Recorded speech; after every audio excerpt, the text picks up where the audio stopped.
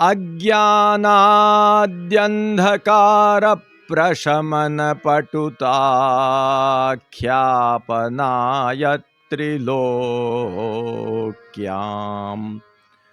अग्नित्वं वर्णितन्ते कविभिरपि सदा वस्तुतः कृष्ण एव प्रादुर्भूतो भवानित्यनुभव निगमाद्युक्तमानैर्वेत्य त्वां श्री श्रीवल्लभे मे निखिल बुधजनाः गोकुलेशं भजन्ते दिव्याग्निरूपाह्यवतार दृष्ट्या मूलस्वरूपेण तु कृष्णरूपाः स्वीयैरपि स्वैककृपैकगम्याः श्रीवल्लभाचार्यवराजयन्ते।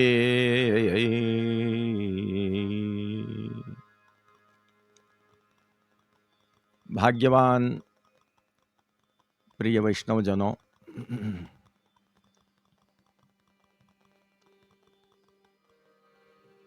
इसके पूर्व के वक्तव्य में, प्रथम वक्तव्य में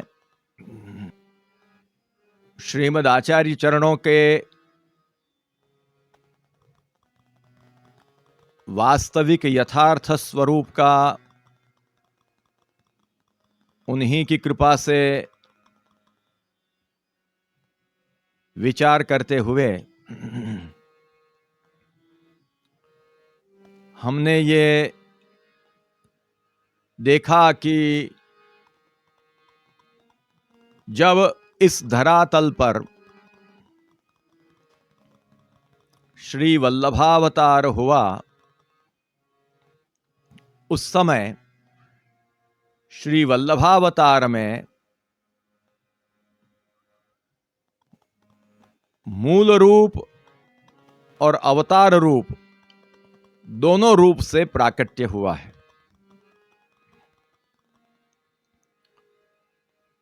जैसे कृष्णावतार में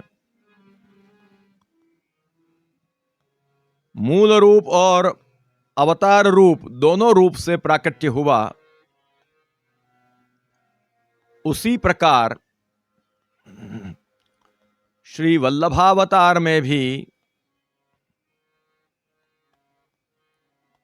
मूल रूप और अवतार रूप, श्रीमद् पुरुषोत्तमाचार्य चरणों ने यह बात समझाई कि श्री कृष्णावतार इव अत्रापि मूल रूपत्व अवतारत्वाभ्याम प्राकट्यम गुप्ततया अभिप्रेतम।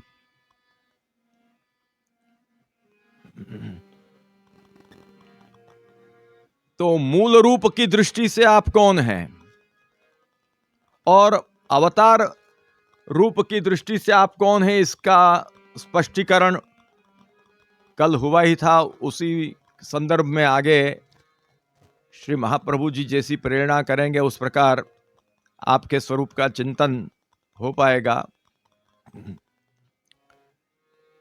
अवतार के रूप में श्री महाप्रभु जी अलौकिक अग्नि अवतार हैं। अग्नि अवतार कहने पर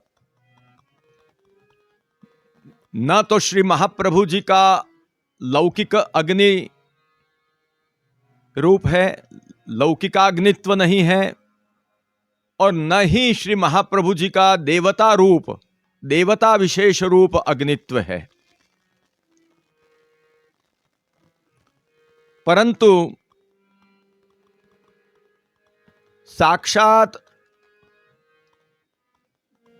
भगवन मुखारविंदाधिष्ठातृ रूप अलौकिक आधिदैविक आनंदमय अग्नित्व का वर्णन किया जाता है, क्योंकि लौकिकाग्नि में किंवा देवता रूप अग्नि में वृंदावनेन्दु प्रकटित रसिकानंद संदोह रूपता स्फूर्जद रासादि लीलामृत जलधि भराक्रांत सर्वता नहीं है। ये जो धर्म बताए हैं वे धर्म तो विलक्षण पुरुषोत्तम के मुखारविंद रूप, जो पुरुषोत्तम के मुख रूप जो अग्नि है उनमें ही है।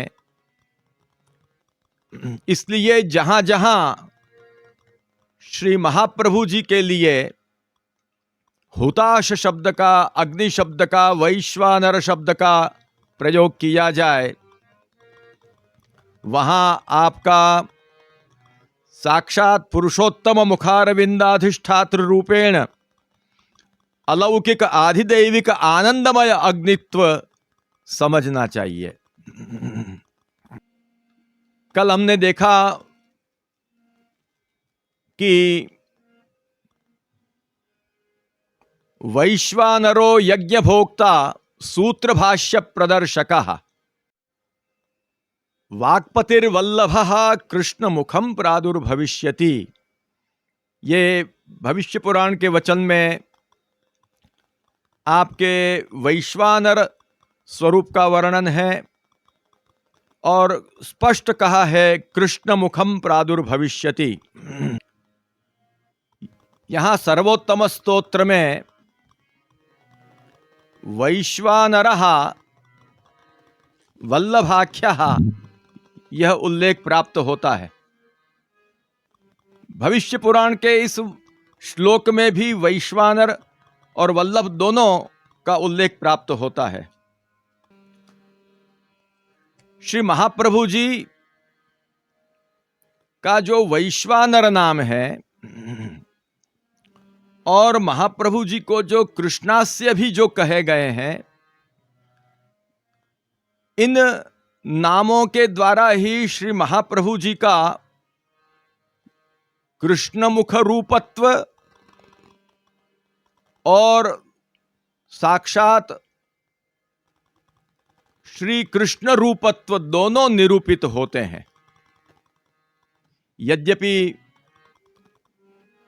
सनत कुमार संहिता में कृष्ण वर्त्मा वल्लभाख्यो वेद वेदांत तत्ववित कृष्णात्मा भक्त रक्षार्थम प्रादुर्भूतो भविष्यति, यहां पर दोनों उल्लेख प्राप्त होते हैं। कृष्ण वर्त्मा भी हैं, कृष्ण वर्त्मा माने अग्नि स्वरूप, क्योंकि अग्निर्वै मुखम, और कृष्णात्मा कहकर के कृष्ण रूपता भी आपकी बताई गई है। तो यहां पर वैश्वानर शब्द से भी आपका अवतार रूप का भी निरूपण होता है और मूल जो पुरुषोत्तम रूप है, जो भगवद रूपता आपकी है, वह भी इसमें निरूपित होती है। कैसे? ब्रह्मसूत्रों में जो वैश्वानरः साधारण शब्द विशेषात ये जो अधिकरण है, वहां पर यह निश्चित किया गया है कि भगवान ही वैश्वानर शब्द से कहे गए हैं। इसलिए हमारी व्याख्याओं में भी, सर्वोत्तम स्तोत्र की व्याख्याओं में भी श्री विठ्ठलेशात्मज श्री वल्लभचरण आप समझाते हैं कि तेन भगवानेव वैश्वानर शब्देन उक्तः। वैश्वानर साधारण शब्द विशेषात इति अधिकरणे से प्रारंभ करके अंत में आपने जो वहाँ का सिद्धांत है ब्रह्मसूत्र का भाष्य का, वो समझाया कि तेन भगवानेव वैश्वानर शब्देन उक्तः।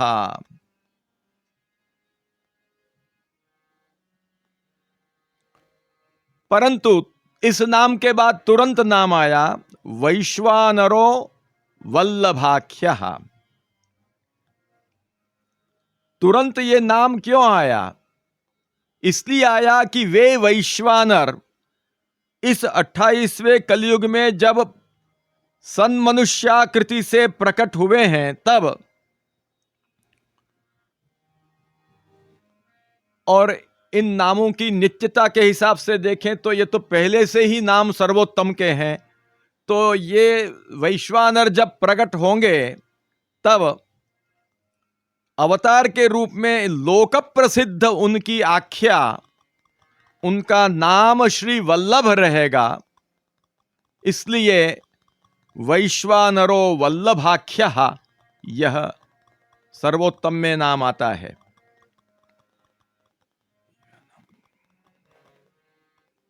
तो इस प्रकार से जो वैश्वानर हैं, भगवद वदन वैश्वानर हैं, उन्होंने ही, भगवद वदन वैश्वानर ने ही इस धरातल पर आचार्य रूप से अवतार लिया और जगत में आप वल्लभ के रूप में प्रसिद्ध हुए।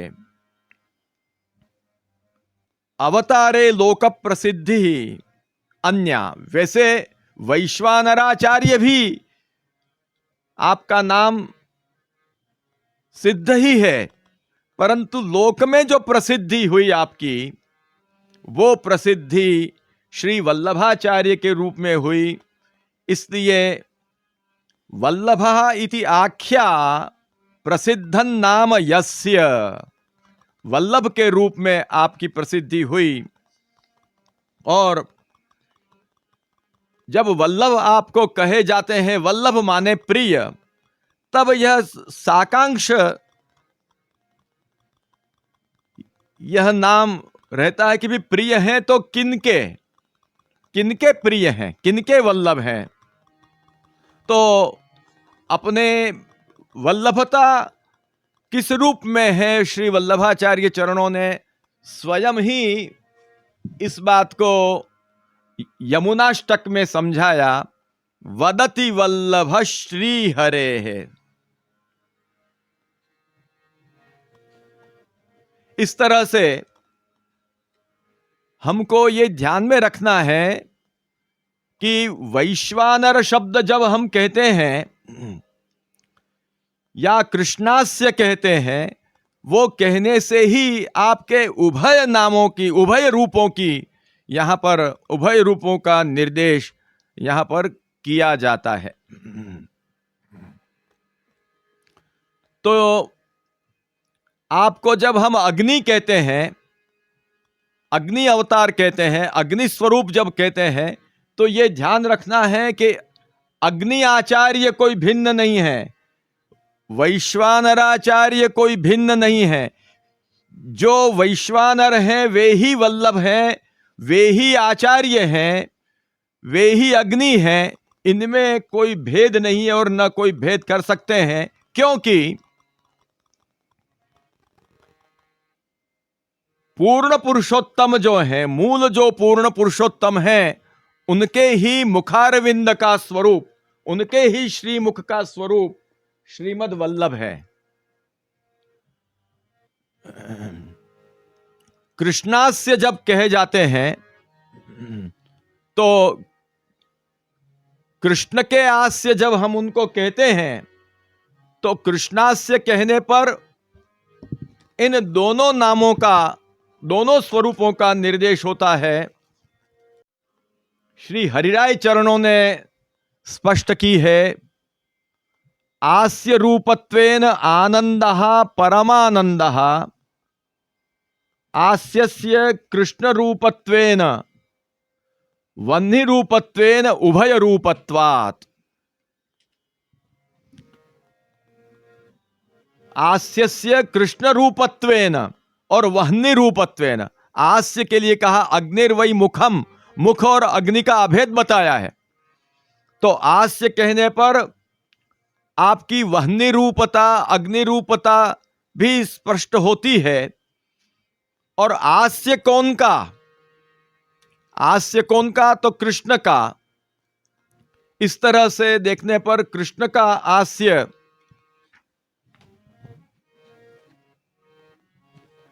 आप होने के कारण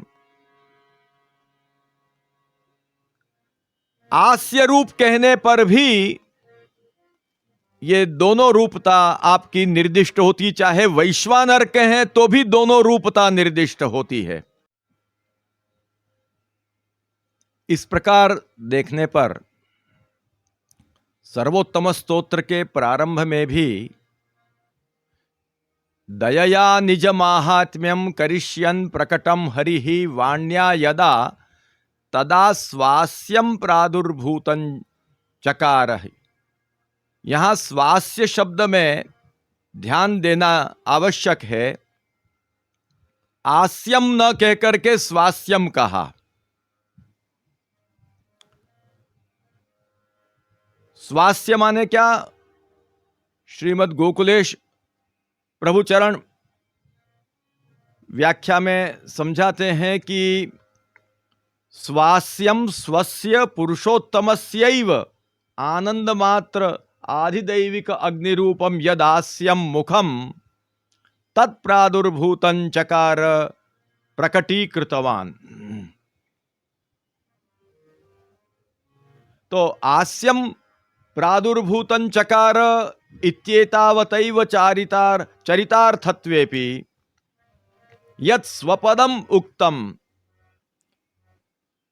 इत्यादि शब्दों में आप ये समझाना चाहते हैं कि तेन अंशकलाद्यवतारवत् कमपि धर्मं स्थापयित्वा आचार्याणामपि यत्किंचिद वक्तृत्वादि धर्म स्थापनेन आस्य रूपत्वं भविष्यति इत्याशंका निरासाय उक्तम स्वास्यम प्रादुर्भूतं चकारहि। यहां पर केवल आस्य को प्रकट किया, न कहकर के स्वास्य किया है। स्व शब्द जो है वो साक्षात रसात्मक पुरुषोत्तम वाची है और इससे यह सूचित होता है कि जैसे अंश कलादि तत्वों में भगवान के यत्किंचित धर्म होते हैं, तद्वद श्री महाप्रभु जी का स्वरूप नहीं है, क्योंकि स्वास्य है। स्व माने पुरुषोत्तम का ही श्रीमुख है। यह ध्यान देने लायक बात है कि पुरुषोत्तम में और पुरुषोत्तम के मुख में भेद नहीं हो सकता है। पुरुषोत्तम का मुख जो है वो पुरुषोत्तम से भिन्न नहीं है।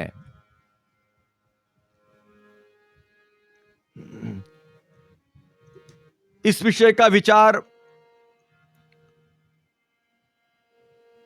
ब्रह्मसूत्र में तृतीय अध्याय में भाष्य में किया गया है। आह च तन्मात्रम इत्यादि स्थलों में। और ये विषय इसी विषय का माने इसी विषय की जानकारी पंचाध्यायी से भी प्राप्त होती है। महाप्रभु जी ने एक अलग ही विषय वहां पर उठाया है।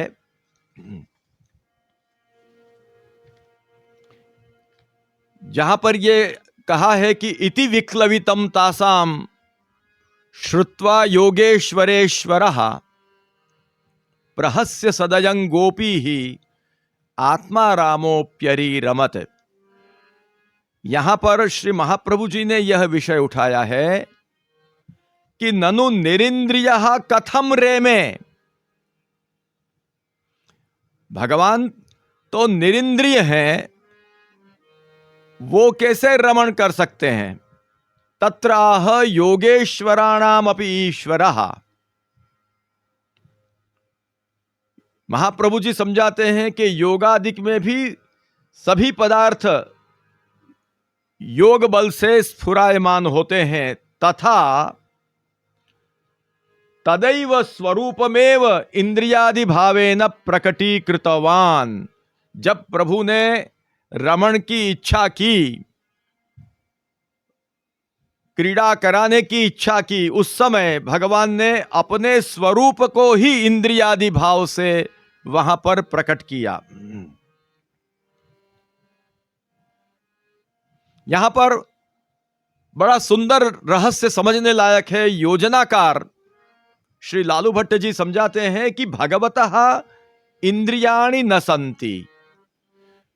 भगवान को इंद्रियां नहीं है। सुनने में एक बार विचित्र लगेगा। परिदृश्यमाने साकारे ब्रह्मणि गोलकेषु प्रत्यक्षतो दृश्यमानेषु इंद्रियाणि अंगीकर्तव्यानि स्युः।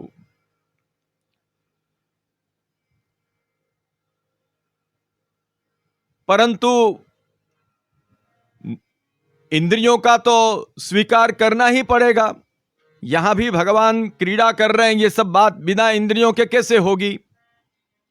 तो तथा सति परिदृश्यमानात् साकारात् ब्रह्मण सकाशात् अतिरिक्तम वस्तु ब्रह्मण्यायात्। यदि ब्रह्म में इंद्रियों का स्वीकार करते हैं, ब्रह्म के प्रत्यक्ष गोलकों में, गोलक माने ये कान आंख इत्यादि ये गोलक है, उसमें यदि इंद्रियों का स्वीकार करते हैं तो परिदृश्यमान जो साकार ब्रह्म है उनसे अतिरिक्त कोई वस्तु इंद्रियादि रूप ब्रह्म में है, ऐसा मानना पड़ेगा। और यदि ऐसा मानते हैं तो स्वगत द्वैत वहां हो जाएगा। श्री महाप्रभु जी ने तत्वार्थ दीप निबंध शास्त्रार्थ प्रकरण में कहा है कि सजातीय विजातीय स्वगत द्वैत वर्जितम। सजातीय विजातीय और स्वगत द्वैत से रहित वह ब्रह्म है। तो यहां पर इंद्रियों की कल्पना करेंगे तो स्वगत द्वैत हो जाएगा। इसलिए यह उचित नहीं है। जैसे तरु और पत्र में स्वगत द्वैत है, वृक्ष और वृक्ष के पत्र में, वो वृक्ष का अंग होते हुए भी उनका एक अलग अस्तित्व दिखता है। इस प्रकार से तरु और पत्र में जिस प्रकार द्वैत है, उसी प्रकार ब्रह्म के अवयव, ब्रह्म की इंद्रियों में भी स्वगत द्वैत फिर मानना पड़ेगा। लेकिन वो उचित नहीं है, क्योंकि ब्रह्म जो है वो सजातीय विजातीय स्वगत द्वैत वर्जित है।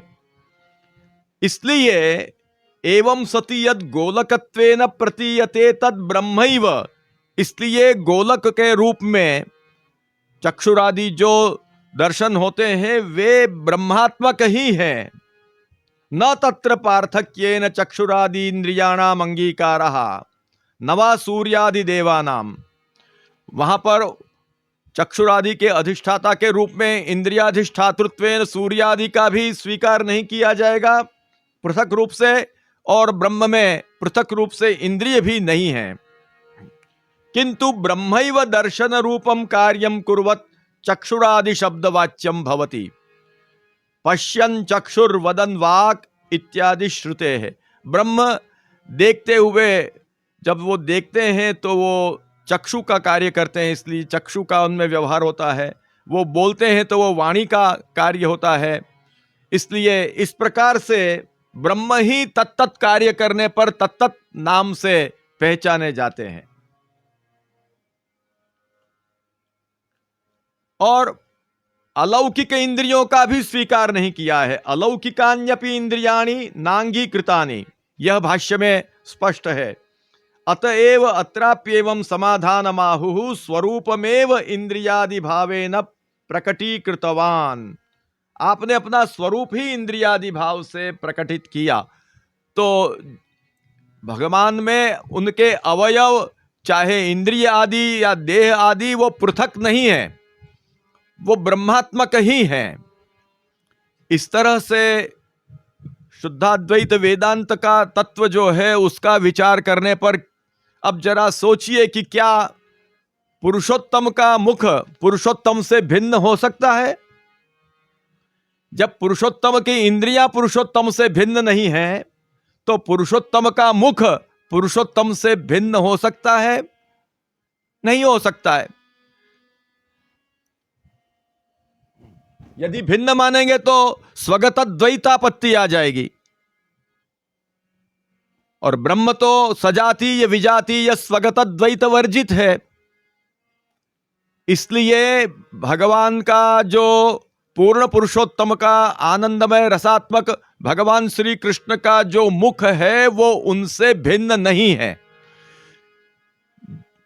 जिस दशा में जिस समय मुख अपने स्वरूप में स्वे महिम्नि प्रतिष्ठितः, श्रुति के अनुसार अपने स्वरूप में ही प्रतिष्ठित है, और भगवद वदनोदितः जो नारद पंचरात्र में कहा है, तदनुसार जब पुरुषोत्तम में से ही पुरुषोत्तम के मुख का जब प्राकट्य हुआ और वो श्री वल्लभ के रूप में हुआ, तो ये समझना है कि मुख जो है वो भी अग्निर्वै मुखम, इस श्रुति के अनुसार वो मुख जो है वो अग्नि स्वरूप है। तो पुरुषोत्तम से पुरुषोत्तम का मुख भिन्न नहीं है। वो मुख रूप जो पुरुषोत्तम के मुख रूप जो अग्नि है वो भी पुरुषोत्तम से भिन्न नहीं है। और वे ही पुरुषोत्तम के मुख अर्थात अलौकिक अग्नि वैश्वानर जब इस धरातल पर सन्मनुष्याकृति से जब प्रकट हुए और वल्लभ नाम से जिनकी प्रसिद्धि हुई, वे आचार्य भी उनसे भिन्न नहीं है। पुरुषोत्तम से पुरुषोत्तम का अग्निरूप मुख भिन्न नहीं है, और इसीलिए वो अग्निरूप मुख का जो अवतार श्री वल्लभावतार के रूप में लोक में जो प्रसिद्ध हुआ, वो भी पुरुषोत्तम से भिन्न नहीं है। स्वतः इस रूप में शुद्धाद्वैत ब्रह्मवाद की धरातल पर तत्वतः विचार करने पर श्रीमद् वल्लभाचार्य चरण पुरुषोत्तम से भिन्न नहीं है। ये जो श्रीमुख है, भगवान का जो पुरुषोत्तम का जो मुख जो कि श्री वल्लभ के रूप में अवतरित हुआ सन्मनुष्याकृति से, वो भगवान से अविनाभूत है। श्रीमद् पुरुषोत्तमाचार्य चरणों ने इस बात का निर्देश किया है कि तच्चैवं निष्कृष्यमाणं प्रत्यक्षेण सर्वात्म भाव रूपतया पर्यवसन्नम तस्य च स्वे महिम्नि प्रतिष्ठितः इति श्रुत्या भगवद अविनाभूतत्वात् अविभाग लक्षण अभेदे सिद्धे। इस प्रकार यदि देखा जाए तो ये जो अग्नि स्वरूप है, ये जो वैश्वानर रूप है, वो भगवान से अभिन्न है। भगवान का मुख भगवान से भिन्न नहीं हो सकता है, वो भिन्न नहीं है। और भगवान का श्रीमुख जब भगवान से अविनाभूत है और उसका विभाग नहीं कर सकते, उनसे उसको पृथक करके देख नहीं सकते, इस प्रकार अविभाग लक्षण अभेद जब पुरुषोत्तम और पुरुषोत्तम के मुख में है, और वो ही मुख जब सन्मनुष्याकृति से इस धरातल पर श्री वल्लभ के रूप में जब आप प्रकट होते हैं, तो श्रीमद् वल्लभाचार्य चरणों में चाहे उनको आचार्य के रूप में भी देखें तो भी वे पुरुषोत्तम से भिन्न नहीं है। क्योंकि वो ही पुरुषोत्तम का श्रीमुख, वो ही पुरुषोत्तम का श्रीमुख जो है वो जगत में श्री वल्लभाख्य कहलाए, माने वल्लभ के नाम से प्रसिद्ध हुए हैं। वो उनसे अविनाभूत होने के कारण तद्रूप ही है, पुरुषोत्तम रूप ही है। श्रीमद् पुरुषोत्तमाचार्य चरण बड़ा सुंदर आगे समझाते हैं, इस प्रकार से समझाते हुए कि स्वे महिम्नि प्रतिष्ठितः इति श्रुत्या भगवद अविनाभूतत्वात् अविभाग लक्षण अभेदे सिद्धे का अन्वय वहां करने का है। और सर्वेप्येवं यदुश्रेष्ठ विमृश्याः सचराचरम, ये भागवत के वचन के अनुसार भगवदुक्त रीतिक अखंड ब्रह्मवादेन वास्तव अभेदे च सिद्धे साक्षात कृष्णत्वमेव सिद्धम। श्री महाप्रभु जी का वास्तव अभेद होने के कारण और अविनाभूत होकर अविभाग लक्षण अभेद होने के कारण भी साक्षात कृष्णत्व आपका सिद्ध होता है। इसलिए यदि कोई समझने के लिए पूछे कि श्री वल्लभाचार्य जी पुरुषोत्तम हैं, तो उसका उत्तर यही है कि हैं। किसी ने किसी एक वक्ता को पूछा था कि श्री वल्लभाचार्य जी पुरुषोत्तम हैं, तो उसने क्या जवाब दिया? हैं भी और नहीं भी है। यह भ्रांतता अपनी प्रकट करता है और नहीं है कैसे हो सकता है? श्री पुरुषोत्तमाचार्य चरण यहां स्पष्ट कहते हैं कि भगवद अविनाभूतत्वात् अविभाग लक्षण अभेदे सिद्धे और अखंड ब्रह्मवादेन वास्तवाभेदे च सिद्धे साक्षात कृष्णत्वमेव सिद्धम।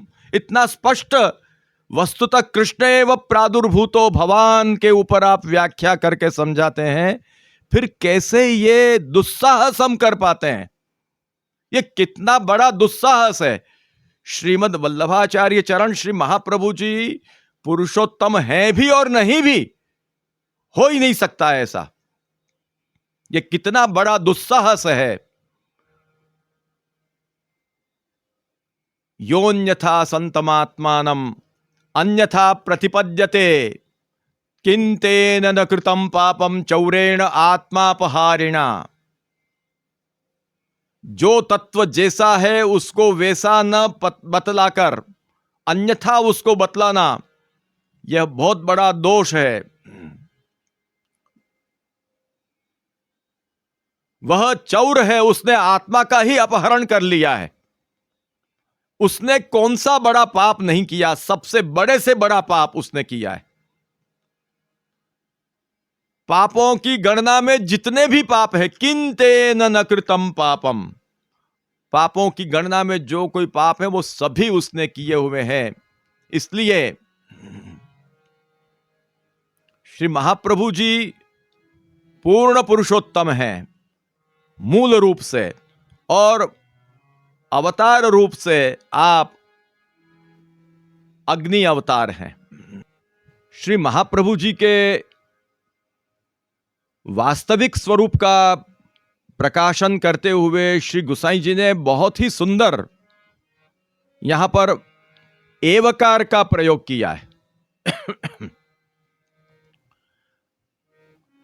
वस्तुतः कृष्ण एव प्रादुर्भूतो भवान। वस्तुतः तत्वतः विचार करने पर कृष्ण ही आप प्रकट हुए हैं। यहां एवकार का प्रयोग बहुत ही महत्व रखता है। एवकार का क्यों प्रयोग किया? एवकार के बिना भी कृष्णः प्रादुर्भूतो भवान कह सकते थे, परंतु कृष्ण एव प्रादुर्भूतः ये क्यों कहा? आप क्यों ये लिख रहे हैं? यहां पर एवकार जो है वो अन्य योग व्यवच्छेदक है। अन्य कौन से योग? श्री महाप्रभु जी के विषय में, श्री महाप्रभु जी के विषय में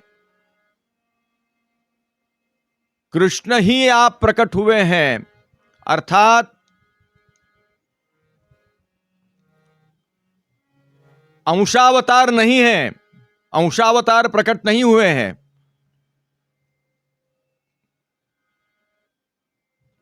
या विभूति रूप से प्रकट नहीं हुए हैं।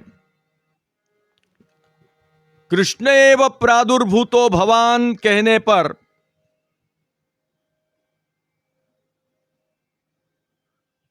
पूर्ण भगवत्व जो है, कृष्ण शब्द वाच्य जो पूर्ण भगवत्व है, उस तत्व का ही आविर्भाव यहां पर श्री गोसाई जी सूचित कर रहे हैं। और एवकार से श्री महाप्रभु जी के विषय में अंशावतारत्वादि का व्यावर्तन कर रहे हैं। न आप विभूति हैं, न आप अंशावतार हैं, लेकिन पूर्ण मूल तत्व हैं आप। और वो आप मूल तत्व श्री वल्लभ के रूप में, आचार्य के रूप में जीवों के उद्धार के लिए प्रकट हुए हैं। इसीलिए हमने जैसे पहले देखा, स्वास्यम के ऊपर बहुत सुंदर व्याख्यान श्री गोकुलेश प्रभु चरणों ने किया कि स्वास्यम, आस्यम न कहकर के स्वास्यम, स्व शब्द से पुरुषोत्तम का निर्देश करते हुए पुरुषोत्तम का आस्य कहा। हमने अभी देखा कि पुरुषोत्तम का आस्य पुरुषोत्तम से भिन्न नहीं है। इस प्रकार पुरुषोत्तम ही है पुरुषोत्तम का आस्य। और पुरुषोत्तम श्री कृष्ण हैं, तो कृष्ण का ही प्रादुर्भाव है, अंश कलाद्य अवतार का प्रादुर्भाव नहीं है। इसका निर्देश आपने ये किया कि अंश कलादि अवतारवत कमपि धर्मम स्थापयित्वा आचार्याणामपि आस्य रूपत्वम भविष्यति। तो यहां पर स्पष्ट श्री गोकुलेश प्रभु चरण श्री महाप्रभु जी का श्री वल्लभावतार कोई अंशावतार नहीं है, या श्री वल्लभावतार कोई विभूति स्वरूप नहीं है। यह स्पष्ट रूप से ये जो बात कह रहे हैं, उसका मूल बीज क्या है? इसका मूल बीज कृष्ण एव प्रादुर्भूतः। यहां का जो एवकार है, उसकी यहां पर संगति करने पर यह स्पष्ट होता है। नहीं तो गुसाई जी को एवकार रखने की क्या आवश्यकता थी? कृष्ण ही आप प्रकट हुए हैं, अर्थात कोई अंशावतार विभूत्यादि रूप से आप प्रकट नहीं हुए हैं। ये एवकार का तात्पर्य हमको समझना चाहिए अन्य योग व्यवच्छेदार्थ में। श्री महाप्रभु जी ने अर्थम तस्य विवेचितुम नहि विभुर वैश्वानराद वाक्पते रन्यस्तत्र विधाय मानुष तनुम माम व्यासवत् श्रीपति दत्वाज्ञांच कृपावलोकन पटुर यस्मादतो हम मुदा गूढ़ार्थम प्रकटीकरो भी बहुधा व्यासस्य विष्णु प्रियम। ये जो महाप्रभु जी ने सुबोधनी के प्रारंभ में अपने स्वरूप का निर्देश किया है, यहां पर भी वैश्वानर शब्द से वैश्वानराद वाक्पतेरन्यः, वैश्वानर शब्द से वैश्वानर साधारण शब्द विशेषात, इस व्यास सूत्र के अनुसार वैश्वानर शब्द भगवद वाचक लेते हुए भी यदि देखा जाए तो श्री महाप्रभु जी ने वैश्वानर शब्द में अपने अग्निरूपत्व का भी निरूपण किया है, निर्देश किया है, और वैश्वानर शब्द से अपने पूर्ण पुरुषोत्तमत्व का भी निर्देश किया है, गोपनीयतया, परोक्षवाद से। जल्दी से किसी के ध्यान में नहीं आता, इसलिए यह परोक्षवाद का मैंने प्रयोग किया है। वैश्वानर शब्द सहसा प्रथमोपस्थिति अग्नि के अर्थ में ही होती है। सहसा यह अनुसंधान नहीं होता है कि व्यास सूत्र में भी वैश्वानर शब्द को भगवदवाचक के रूप में प्रतिपादित किया गया है। तो इस तरह से श्री महाप्रभु जी ने वैश्वानरात वाक्पते हैं, यहां वैश्वानर शब्द से अपने अवतार रूप और मूल रूप दोनों का निर्देश किया है, ऐसा हम अवश्य अर्थ समझ सकते हैं। श्री गोकुलेश प्रभु जो श्री महाप्रभु जी का अंश कलाद्यवतारवत यत्किंचित धर्म स्थापित करके प्रादुर्भाव नहीं है, यह जो निर्देश कर रहे हैं, वे श्री गोकुलेश प्रभु उनकी जो श्री गोकुलनाथानाम टिप्पणी के रूप में जो उनकी व्याख्या जो प्रकट हुई है, उस व्याख्या को देखकर बड़ा आश्चर्य होता है कि श्री गोकुलेश प्रभु ऐसा कैसे लिख सकते हैं।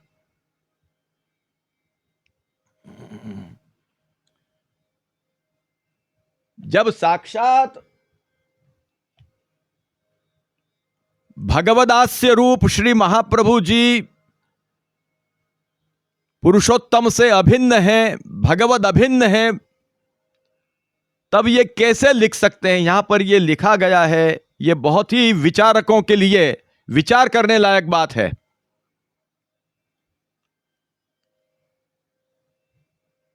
क्या यह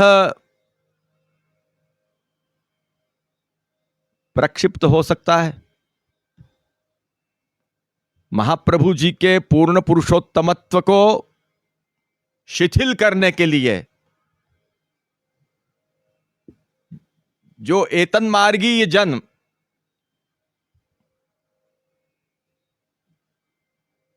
वृथा प्रयास में पिछले वर्षों से लगे हैं, क्या होगा ये एक बहुत विचारणीय है। वो क्या लिखा है वो आपको हम बताते हैं। यहां पर आप कह रहे हैं, माने व्याख्या में आ रहा है ऐसा कि अर्थ भगवदास्य रूपत्वात् वाक्पतित्वम तथा च भागवत व्याख्यां कर्तुम भगवदास्यम एव समर्थम इति भावा। आप शुरू में भगवदास्य के रूप में श्री महाप्रभु जी को वर्णन कर रहे हैं, और भगवदास्य भगवान से भिन्न नहीं है, भगवदास्य भगवान से भिन्न नहीं है। अब क्या आया कि तत्र इति यतो अन्यो न समर्थः अतः तत्र माने व्याख्याधिकारे मानुष तनु माम व्यासवद विधाय। यहां तक तो सब ठीक दिखता है, परंतु फिर जो आया कि व्यास सदृशं कृत्वा, माने लिखा है कि स्वाविष्टं कृत्वा, मुझे अपने आप से आविष्ट करो, आविष्ट करके, माने महाप्रभु जी में पुरुषोत्तम का आवेश। स्वाविष्टं कृत्वा इति यावत, ये सब आपत्तिजनक है, और श्री गोकुलेश प्रभु की कलम से कभी लिखा नहीं जा सकता है। व्यास सदृशम कृत्वा, व्यासवत के ऊपर व्यास सदृशं कृत्वा माने स्वाविष्टं कृत्वा इति यावत, तथा च कृपालुः भगवान आज्ञांच दत्वा स्वावेशेन अयोगोलकवह्न्योरिव स्वस्य मम च अभेदम संपाद्य। ये जो बात आई है ये बहुत ही आश्चर्यकारक है। जो श्री गोकुलेश प्रभु स्वास्यम के ऊपर व्याख्या करते हुए स्व शब्द से पुरुषोत्तम का आस्य है ऐसा कह रहे हैं, और शुद्धाद्वैत वेदांत की विचार सरणी के अनुसार ब्रह्म का आस्य ब्रह्म से भिन्न नहीं हो सकता है। उस दशा में ये कहना, महाप्रभु जी जैसे ये कह रहे हैं कि स्वावेशेन अयोगोलक वन्योरिव स्वस्य मम च अभेदम संपाद्य, ये महाप्रभु जी का आशय बता रहे हैं। ये कैसे संभव हो सकता है? ये बिल्कुल विरुद्ध है, क्योंकि भगवदास्य जो है वो स्वतः भगवद रूप है, भगवद अभिन्न है। भगवदास्य जो है वो भगवद अभिन्न है, और भगवद अभिन्न है, फिर वहां वन्य गोलक न्याय से वहां अभेद संपादित करने की कोई आवश्यकता ही नहीं है। जब वो भगवान का आस्य भगवान से अभिन्न ही है, भगवान का आस्य स्वे महिम्ने प्रतिष्ठितः इत्यादि श्रुतियों के अनुसार, जब वो अविनाभूत होने के कारण अभेद लक्षण वहां अभेद जब है, अविभाग लक्षण अभेद जब है, तब अभेद तो सिद्ध ही है, फिर अभेद वन्नी अयोग गोलक न्याय से लाने की क्या जरूरत रहती है? ये तो सिद्ध साधनता दोष आता है। जो वस्तु सिद्ध है उसको क्या साधने का? चावल कच्चे हो तो कह सकते हैं कि भाई इसको पकाओ, परंतु पका हुआ भात रखा हुआ है उसको फिर कहें कि इसको पकाओ, अरे वो तो सिद्ध साधनता होगी, वो तो सिद्ध ही है। इसी प्रकार से भगवान का अभेद जब सिद्ध ही है,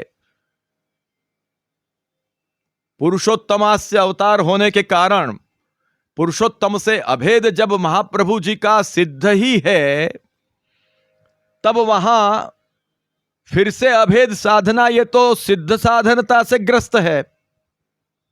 अयोगोलक वहन्योरिव स्वावेशेन, आवेश माने ऐसा शास्त्रों में बताया है कि जैसे अग्नि जब लोहे के गोले में जब प्रविष्ट होता है तब वह गोला भी अग्निमय बन जाता है, उसका जो है वो अग्नि से अभेद हो जाता है। गरम गरम अग्नि के ऊपर गोला लोहे का रखा जाए तो कुछ समय में उसमें अग्नि प्रवेश हो जाने के कारण वो गोला भी अग्निमय बन जाता है। ये वहनी अयो गोलक न्याय है। तो श्री महाप्रभु जी में यदि पुरुषोत्तमत्व स्वाभाविक रूप से न हो, अर्थात महाप्रभु जी कौन है? महाप्रभु जी जो है वो आस्य के अवतार हैं, और आस्य कौन का? पुरुषोत्तम का। पुरुषोत्तम का आस्य पुरुषोत्तम से भिन्न नहीं है। तब उस दशा में जब वो पुरुषोत्तम ही हैं तो यहां आवेश का कोई प्रश्न ही नहीं होता है। आवेश तो वहां होता है जहां पुरुषोत्तम ना हो। जैसे बलदेव जी में आवेश की बात कही गई है, श्रीमद् भागवत में अनेकत्र स्थानों पर आवेश की बात है। और यमुनाष्टक की श्री हरिराय चरणों की टीका के अनुसार देखा जाए तो जैसे रामावतार में भी जब 16 सहस्र ऋषि कुमारों को वरदान दिया तो वो स्वाविष्ट मूल रूप से उस समय भगवत आवेश हुआ और वही पुरुषोत्तम का दर्शन उन ऋषि कुमारों को हुआ, और इसीलिए उसी रूप से नंदालय में प्रकट होकर के आप पधारे। तो पुष्टि पुरुषोत्तम जो हैं उनका वहां आवेश हुआ मर्यादा पुरुषोत्तम में।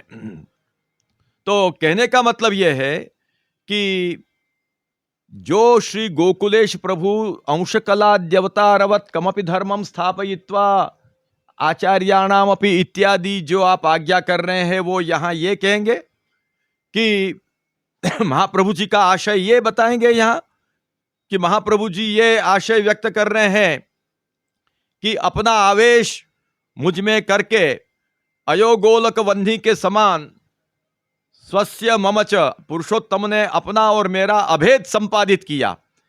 इस प्रकार से अभेद संपादित करने की कोई वहां प्राप्ति ही नहीं है, क्योंकि पुरुषोत्तम का मुख पुरुषोत्तम से अभिन्न नहीं है। पुरुषोत्तम ने नित्य लीला धाम में मुझसे मेरा और अपना अभेद सिद्ध किया। किस रूप में? मुझ में आविष्ट हुए। यह कहना इसमें लिखा हुआ है, उसका आशय ऐसा होता है कि मुझ में पुरुषोत्तम आविष्ट हुए, जैसे अयोगोलक माने लोहे के गोले में अग्नि जैसे प्रविष्ट होता है और वो अभिन्न उसका व्यवहार अग्नि से होता है, उसी प्रकार मेरे में भी अपना आवेश पुरुषोत्तम ने किया और अभेद संपादित किया। और फिर आज्ञा की ये सब बातें, ये बहुत ही आपत्तिजनक है। श्री गोकुलेश प्रभु कभी ऐसा कह ही नहीं सकते हैं। ये कैसे इसमें आया? पिछले कई वर्षों से कुछ लोग इस विषय पर संशोधन करने में लगे थे कि श्री महाप्रभु जी का पुरुषोत्तमत्व कैसे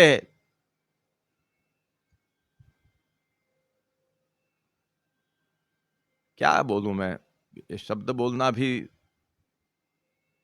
अपराध रूप है। श्री महाप्रभु जी में पुरुषोत्तमत्व नहीं है। इस प्रकार श्री महाप्रभु जी का पुरुषोत्तमत्व कैसे, जैसे और कोई विषय के लिए बोलते हैं अपन, निरस्त करना, उसके ऊपर चिंतन शिविरें होती थी। दुर्भाग्य है इस संप्रदाय का कि किसी श्री महाप्रभु जी के संप्रदाय में शरणागत होने के बाद, समर्पित होने के बाद, चाहे कोई नाद सृष्टि से हो या बिंदु सृष्टि से हो, यदि किसी के हृदय में श्री महाप्रभु जी के पूर्ण पुरुषोत्तमत्व के विषय में यदि ऐसा विचार आया है, तो ये इससे बढ़कर खेद का कोई विषय नहीं हो सकता है।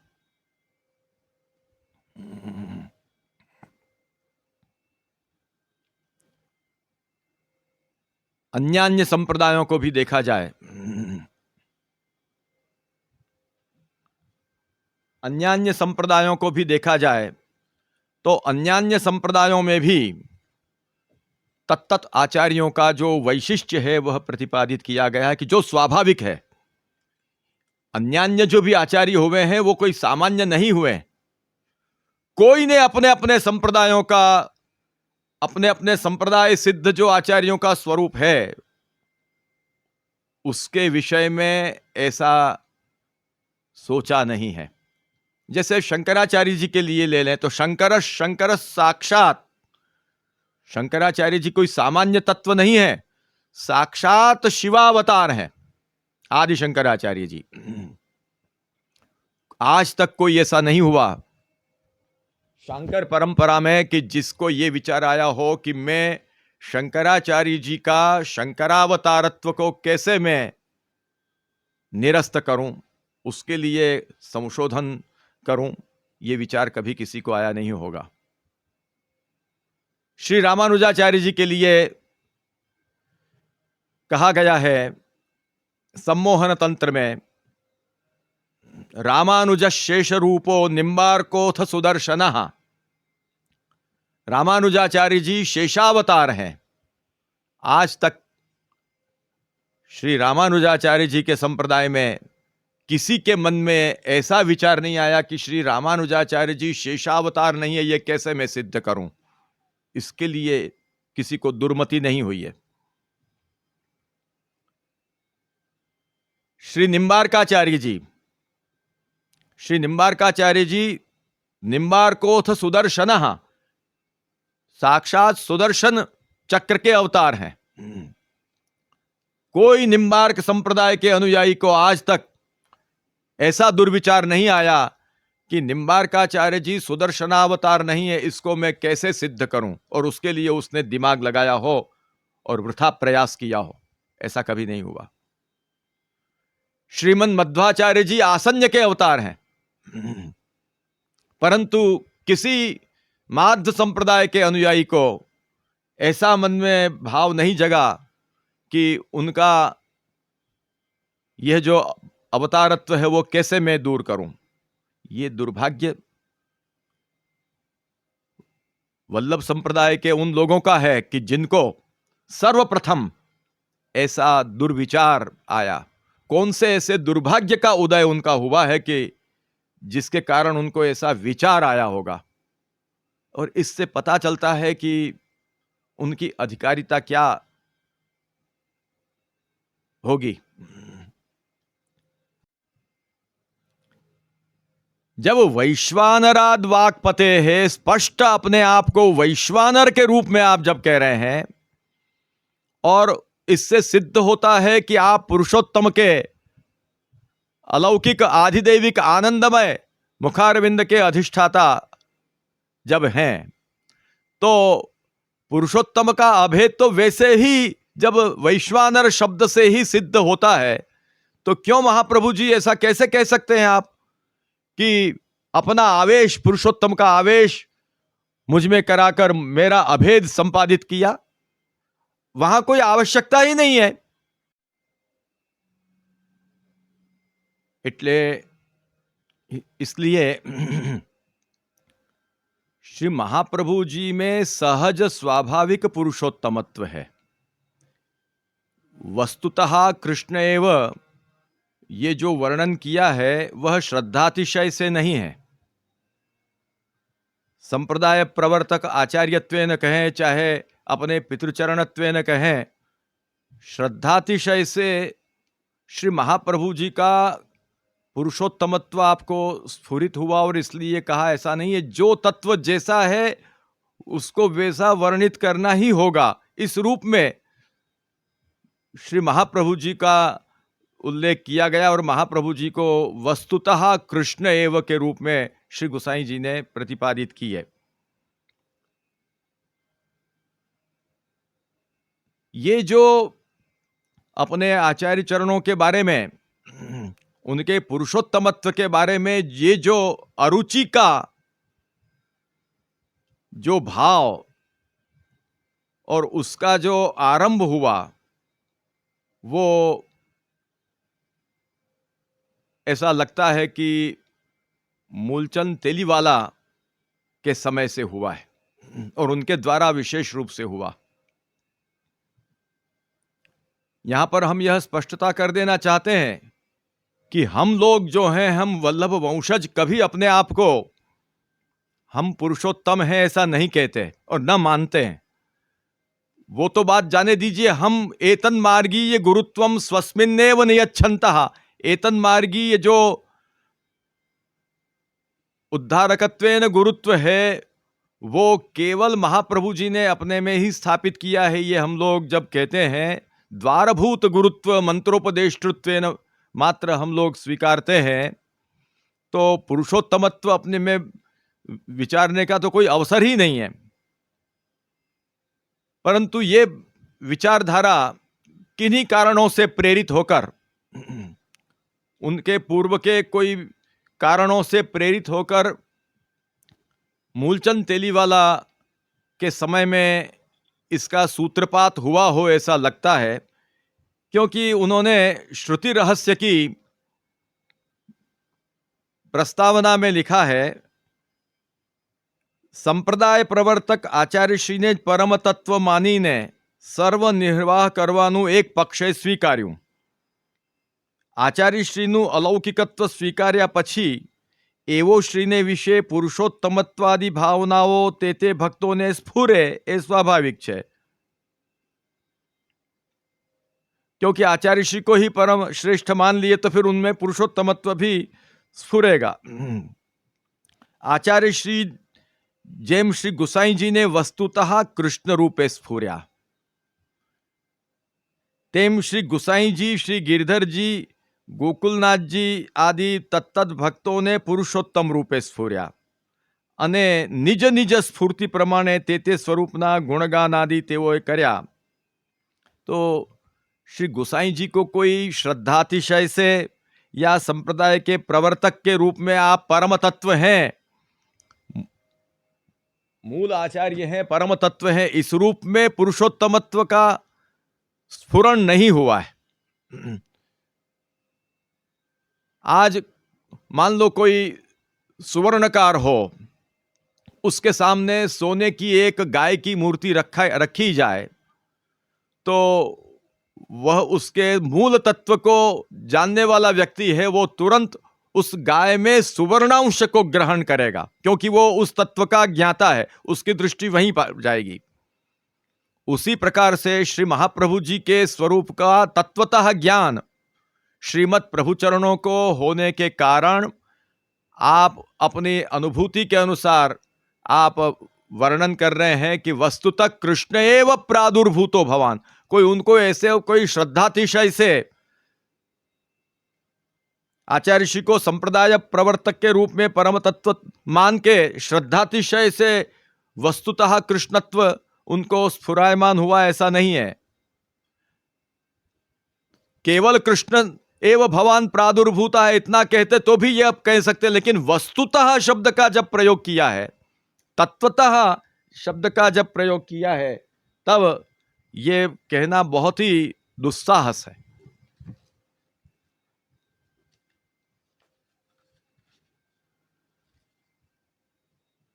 श्री रघुनाथ प्रभुचरण भी कहते हैं कि वास्तवम रूपमाहुः,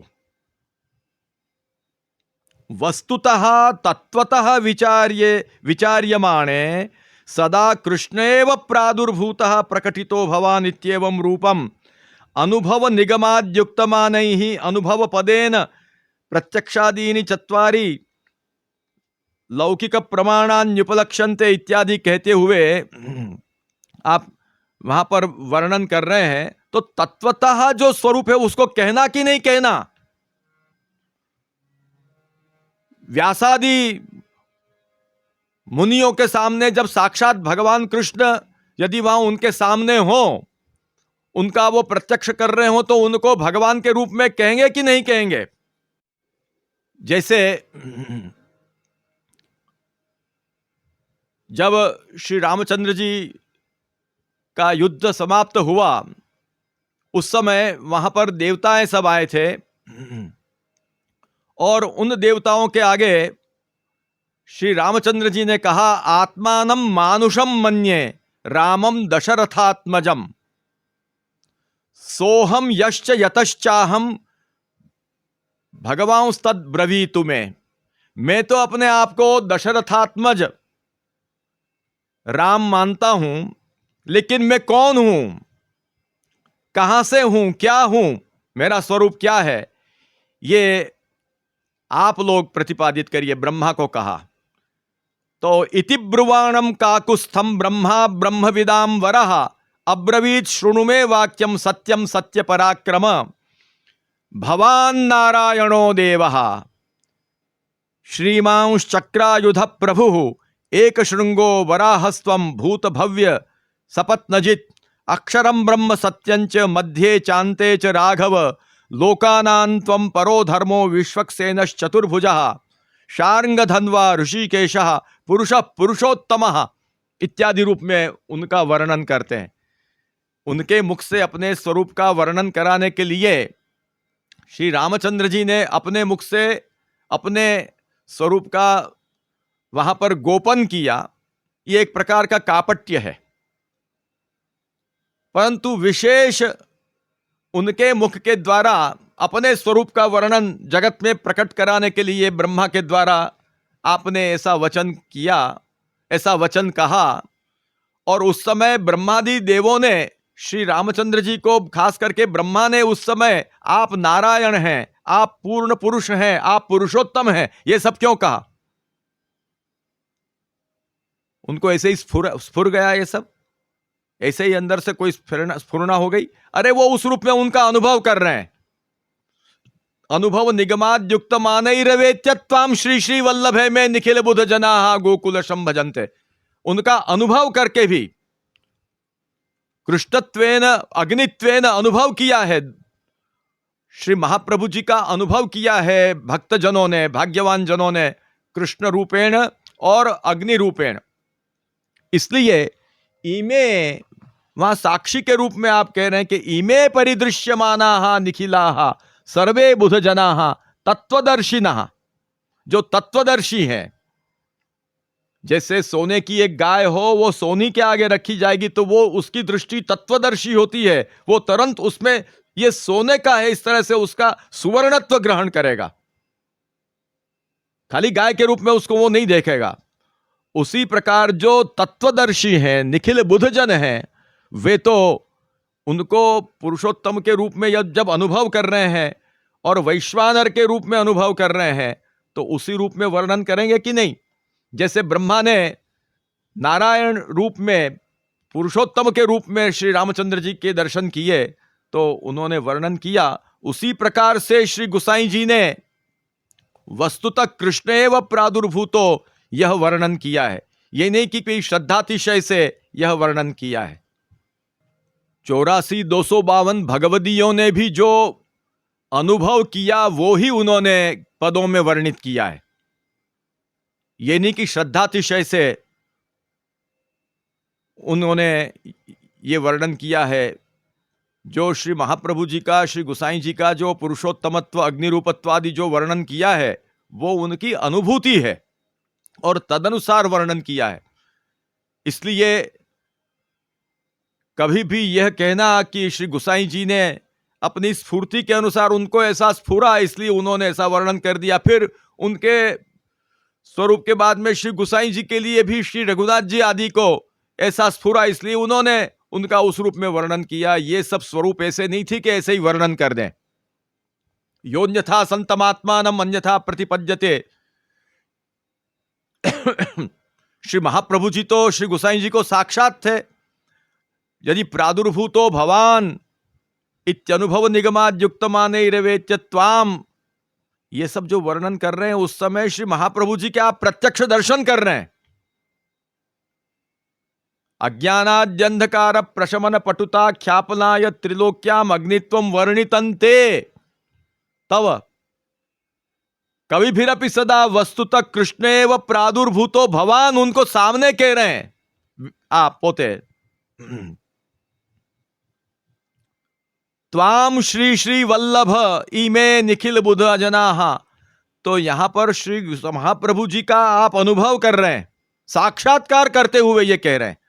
यदि यह सिद्धांत विरुद्ध होता तो श्री महाप्रभु जी उसी समय उनको आज्ञा नहीं करते कि किमिदम वर्ण्यते त्वया नाहम वस्तुतः कृष्णः अहं तु केवलम जीवः, अथवा अधिकाधिकतया यदि मन्यसे तर्हि माम कृष्णाविष्टत्वेन प्रतिपादय, मयि कृष्णावेशः वर्तते कार्यार्थम कार्यविशेषार्थम इत्येवं रूपेण मां प्रतिपादयत्वं किमिदं करोषि त्वम्, अहं केवलं कार्यार्थम भगवदाविष्टो भवामि नाहं पुरुषोत्तमः, अन्यथा यदि एवं त्वं यदि वदिष्यसि तदा योन्यथा संतमात्मानम अन्यथा प्रतिपद्यते किंतेन न कृतं पापम चौरेणात्मापहारिणा इति वचनानुसारेण त्वं दोषभाग भविष्यसि, सत्वरम इदं शुद्धं कुरु। श्री महाप्रभु जी के साक्षात दर्शन करते हुए आप ये बोल रहे हैं। श्री महाप्रभु जी का पारोक्ष नहीं है, यदि पारोक्ष होता तो त्वाम श्री श्री वल्लभ संबोधन नहीं करते, प्रादुर्भूतो भवान ये नहीं कहते, सब प्रादुर्भूतः। यदि प्रत्यक्ष में आप दर्शन नहीं करते होते तो क्यों महाप्रभु जी ने आपको रोके नहीं? इसलिए ये सब जो कल्पनाएं हैं वो बहुत गलत हैं। हम फिर से ये निर्देश करना चाहते हैं कि श्री महाप्रभु जी, श्री गोसाई जी आदि स्वरूप पूर्ण पुरुषोत्तम हैं। श्री गोसाई जी के बाद भी मैंने आदि शब्द का प्रयोग किया है समझ के।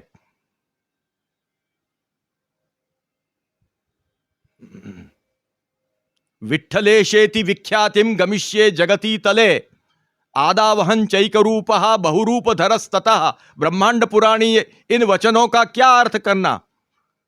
सप्तात्मजादि का ग्रहण करना कि नहीं करना? बहुरूपधरस्ततः, नहीं तो ये वचन का फिर कोई अर्थ नहीं रहता है भगवान के, ब्रह्मा के सामने। लेकिन हम ये फिर से कहना चाहते हैं कि हम अपने आप को पुरुषोत्तम नहीं मानते हैं। और ये जो पंक्ति छापी है श्री गोकुलेश प्रभु की कि माम पुरुषोत्तमम निश्चित्य भजन्ते किंतेन आचार्याणाम प्रसन्नता सिद्ध्यति न कदापि इत्यर्थः। एतेषाम आग्रह विषये भगवदिच्छायाः एव नियामकत्वात् अस्माकमपि आग्रहो नास्ति दुष्टाग्रह वार्ता स्वभावपरावरावृत्तौ। यहां पर आप माम पुरुषोत्तमम निश्चित्य भजन्ते ये कह करके जो कुछ बात कर रहे हैं ये बहुत ध्यान देने लायक बात है। यहां क्या श्री गोकुलेश प्रभु यदि बहुरूपधरस्ततः आदावहन चैक रूपः बहुरूपधरस्ततः, यह ब्रह्मांड पुराण के वचनों के अनुसार यदि देखा जाए तो उस दृष्टि से देखने पर क्या श्री गोकुलेश प्रभु माम पुरुषोत्तमम विनिश्चित्य भजन्ते, माम पुरुषोत्तमम विनिश्चित्य भजन्ते, तेन किम आचार्याणाम प्रसन्नता सिद्ध्यति न कदापि इत्यर्थः, ये जो कह रहे हैं यहां पर ब्रह्मांड पुराण में जो बहुरूपधरस्ततः से जो सप्तात्मज आदि की जो का जो अर्थ ग्रहित होता है उसका निषेध कर रहे हैं। और यदि नहीं तो ये क्यों कह रहे हैं, इसका तात्पर्य ये समझना चाहिए ब्रह्मांड पुराण के अनुसार, क्योंकि बहुरूपधरस्ततः श्री गोसाई जी के बाद तो फिर सप्तात्मज ही आएंगे।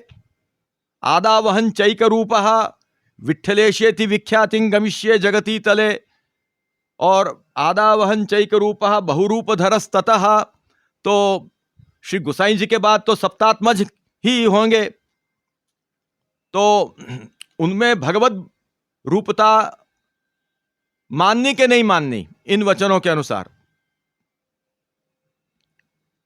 तो इसका तात्पर्य यह है कि ऐसे जो उनके सेवक हैं, आपके सेवक, कि जो श्री कृष्ण को बिल्कुल मानते ही नहीं हैं, श्री कृष्ण जो पूर्ण पुरुषोत्तम हैं उनका अभेद न मानकर और केवल जो अपने उनके ही स्वरूप का जो भजन करते हैं, उनकी दृष्टि से श्री गोकुलेश प्रभु के इन वचनों को लगाना चाहिए।